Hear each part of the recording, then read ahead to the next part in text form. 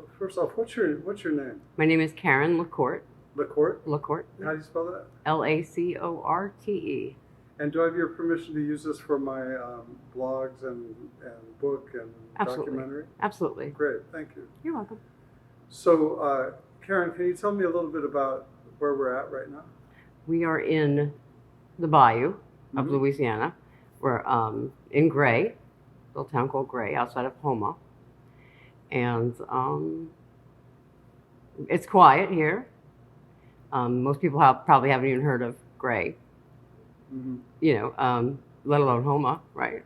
There are big mosquitoes here? Very large. You need their own zip code. They sound like jet planes coming at you. Right. The ones with the stripes are bad, from what I understand. The ones with the stripes? Yeah. Tiger mosquitoes? I don't know. They're just stripy and ginormous. How do you deal with them? Lots of bug spray. DEET is your friend. Uh-huh. Whereas before, where I came from, you stayed as far away from that stuff as you could. And now you can't get enough of it. How funny how things change. So your values change when the mosquitoes get bigger and meaner? Absolutely. Along with the slimy things and things with teeth and stuff. And what other critters do you have to deal with around here? Oh, there's lots of snakes, which is pretty gross. There's alligators and nutrias and coyotes and raccoons the size of my German Shepherd. I have to get that. Go ahead. Yeah. Good evening, and thank you for calling Best Western in Home. Karen speaking. How may I help you? So, do you live? You say we're in the bayou. Do you Yes. live like near alligators and? I do. I live about an hour and a half away from here, further deeper into the bayou. Wow. Yes. So I live on the bayou Lafouche, in a little town called Golden Meadow. Golden Meadow. Golden Meadow. And my husband and I bought a boathouse there, right outside of the Lee, Ontario floodgate. So we're on the inside of the protection levee, so we're actually in the good section. So you don't get flooded? As long as the levee holds, we'll be just fine. From what I understand, if the levee gives, then it's all over. But. And are you pretty isolated? Do you have neighbors? Or? We are isolated. There's neighbors are like shipyards. There's shipyards around us. There's a few people who have camps, but there's no really full-time residents anywhere close to us. That's for sure. You mean like by camps? You mean hunting camps or fishing camps? Yeah. I mean, our house was a fishing camp originally, but unfortunately, I married a biologist. So for him, this is like his full-time home. So I've adapted as best as I can to living in what used to be a fishing camp. But it was brand new when we bought it. So, but the idea of, all this space being taken up for boats inside of my home, that's something that I'm still not going to get over. Right. I say, like, this should be a great room, not a boathouse. Like, it shouldn't be a boat in here. The boat should go and we should. So you have boats in your living room? Right inside the house is a boat, yeah. Yeah, separate from our living quarters, but if I look out, I see boats. Right. I don't see, I see the bayou too, and it's very beautiful at sunrise. Do you have like a deck over the bayou, or? Well, yeah, we do. The house goes over the bayou. The house is built over it? Yes. It's on stilts? It is. Wow. Yes. Do you go fishing? I don't know how to fish. I've yet to do that. Right. It's really not even on my list. It's not? No, definitely not on my list. No, not yet. Have you encountered many critters there? Yes, much to my dismay. I didn't understand, I guess, what I was signing up for. When we moved from Grand Isle, which is an island, barrier island, we moved from there to Golden Meadow. I thought things would be a little easier because we wouldn't be evacuating every 5 minutes for a storm, Yeah. But it came with other things, such as alligators staring you down when you walk in your house. So when you walk in, you see them in the canal, right there in the water, right in my house. Just looking at you. Staring me down. Like, lady, what are you doing here?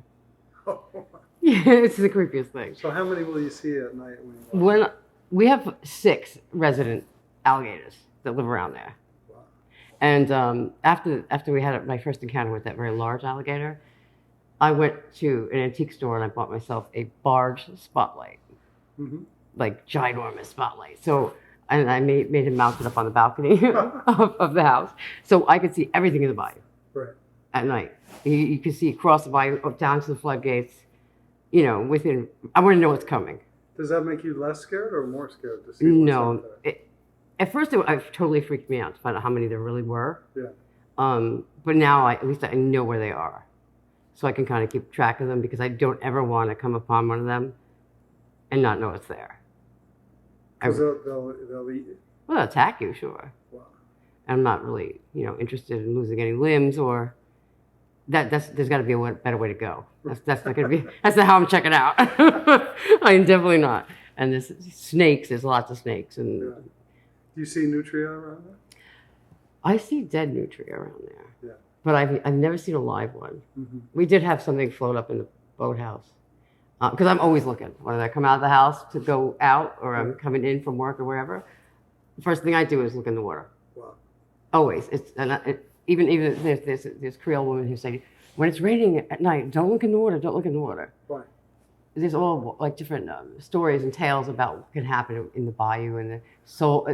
But your soul will get taken or mysterious things. You know what? Let me tell you, I'm less scared of that than I am of snakes and alligators. So snakes and alligators trump the old wives' tales. So you're like, take my soul, just Yeah, keep the alligators away. Just let me know where they're at. This is right. And how about inside the house? Do you ever come across spiders, snakes, stuff like that? In Grand Isle, we had a snake in each house, in each kitchen, and That live there? no, Oh, you got them out. My cat found both snakes, and you know, was running around with it in his mouth after he killed it. Wow. Thank God I was never a cat person until I came down here either. I was always a dog person, and, but thank God for cats because they'll catch anything, and that to me is like a cat who catches a snake's got my heart, you know, because I'm not really wanting to catch no snakes. But you mentioned that one of your cats got caught by something. Yes, my cat Bob. He was awesome. He survived all the coyotes in Grand Isle when all the other cats were dying. He was climbing trees and he was just really badass. But Bob succumbed to a 12-foot alligator that was living in the second slip of a boathouse. Whoa. And So basically under your house? Yeah. Or under your property? And you know, the previous owners had warned us about this alligator. But my husband called bullshit. And he said, like, there's no way, Karen. There's no way there's a 12-foot alligator living in our house on this bayou. And I kind of believed him because there was no indication whatsoever that there was anything of the sort.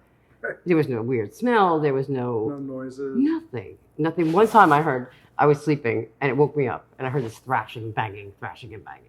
And I said something to Ben, that's his name, my husband. I heard all kinds of commotion going on underneath the house. He said, oh, it must have been a fish. I said, well, that was one hell of a fish. That was right before when my husband dropped his vape into the water and then his friend dropped his flashlight. Yeah. And so Ben is very tall. So this alligator must have been sizing up the two guys. Ben jumped in, jumped out, grabbed Wait, he jumped in the water where the alligators live? Yeah, he does that every day. He's crazy. You know, he's a biologist and they do that all the time. He's not really afraid like he should be, but that's okay. And then his friend jumped in to get his flashlight and he was screaming crazy. And the next thing you know, he said, there's an alligator tried to bite me. Oh, man. I'm like, wait, he said, he was huge, you know, like, you better do something about that. I'm like, you know, but he was too real to say he was. The noise he was making? Yeah. Guys don't scream like that in front of girls. Right. You know what I mean? I mean, he really was like scared out of his brain. And, oh, man. Yeah. And he said, you better do something. He kept coming back. Did you find it? I'm like, I'm not going to go find it. Like, what are you, nuts? So, did he get his flashlight? He did. Yeah. Yes. And then the next day, Bob went missing. And that's where I drew the line. Bob went what? Bob was my cat. He went missing. Oh, yeah. And Bob never missed a meal, a snack, or anything. Bob was like a dog. He came when I called him. Yeah. And I called Wildlife and Fisheries. I got a tag number and names and numbers of alligator hunters. And along came this old man with his grandson, Bubba. And they're from deeper in the bayou? They're from Thibodeau. Uh-huh. And they've been doing this for years and years and years. They're experts. And they baited the hooks, these ginormous hooks. And the next thing you know, the hook would be gone, but there'd be no alligator. And so he'd have to put a bigger hook. And finally, after the fourth hook, he got the alligator that ate Bob. Wow.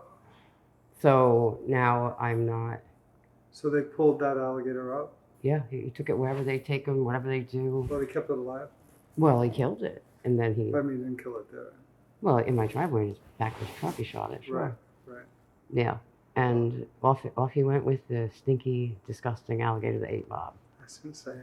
Yep, and we've had since we had smaller ones, 6 feet, 3 feet. Like a 3 footer's Ben will stick his hand in there, and grab it, and Yeah, off with it he goes. but a 12-foot. No, you don't mess with that. So, given all that, how do you feel about the virus? The virus here doesn't scare me as much as alligators do, Hmm. because we don't have many people around us. In Right. any given day, I won't come across anybody, except for my husband. So, if you stay in your house, you just won't see anybody? Not a person. Boats will go by and things of that nature, but I will not Right. see a person. Nobody comes to my house, and we don't invite people over, but there's nobody there to come or what have you. Right. So I'm totally safe down here compared to Jersey, where I come from, Wow. where there's so many people, and you can't help but bump into 5,000 million different people up there. So, you're safe from the virus. I and feel. You're safe from alligators as long as you keep your eyes open when you walk in your house? Yeah, and I have a really big gun by the door. Oh, you do? What kind? Oh, I have shotguns. Big shotgun? Yeah, and a couple of rifles, 22s. And that's for critters or for Both. burglars? No, yeah, I'm not You're not really. worried about that? I'm not really concerned about burglars because the dogs scared them away. Oh, But yes, for slimy things and Yeah. of that nature. oh, that's cool. Yeah, it's kind of cool. It's kind of like the Wild Wild West, but it's also unnerving at times. So overall, you recommend the bayou? You recommend that life? For this under this circumstance, yeah. But if you want to get your nails done or your hair done or anything like that, I don't recommend the bayou. Definitely That's not. great.